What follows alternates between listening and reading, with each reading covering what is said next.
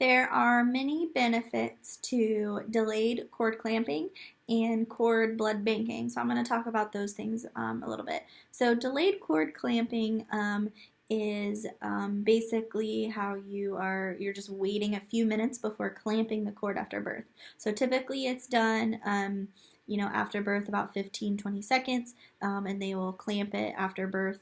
This usually it can last anywhere from maybe 1 minute to like 5 minutes. This should be discussed and made the decision beforehand with the mother and the medical provider. The benefits of this are, it allows more blood to transfer from the placenta to the baby, which in returns allows the iron in the blood, increases the newborn's iron storage, which is just vital for healthy brain development, and it also decreases the risk of iron deficiency anemia. The extra blood at help it really just helps the baby to cope better with the transition from life in the womb. So just coming from womb to out in the real world, it just kind of helps with all of that in general.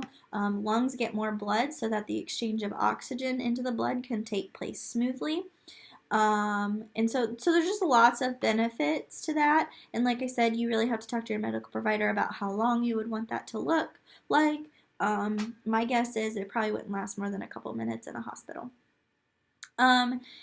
So another thing that you can do is cord blood banking. This is where your doctor would clip off, this would be a decision made beforehand, but your doctor would clip off two ends of the cord, and they would take that blood and bank it and store it somewhere. And the reason why people do that is because in that blood there are 10 times more stem cells than those collected from bone marrow. So it's very, very good cells which that are able to transform into other types of cells. That's what stem cells are. That in return, that helps the body to create new growth and development. So because stem cells are able to turn into other types of cells, and it can help create new growth and development, it can actually be a way to treat different conditions, diseases, cancers like leukemia, and it could also be effective in treating certain diseases or conditions for a parent or even a sibling. So not only does it do that for maybe the baby, but it also has benefits to a family member as well.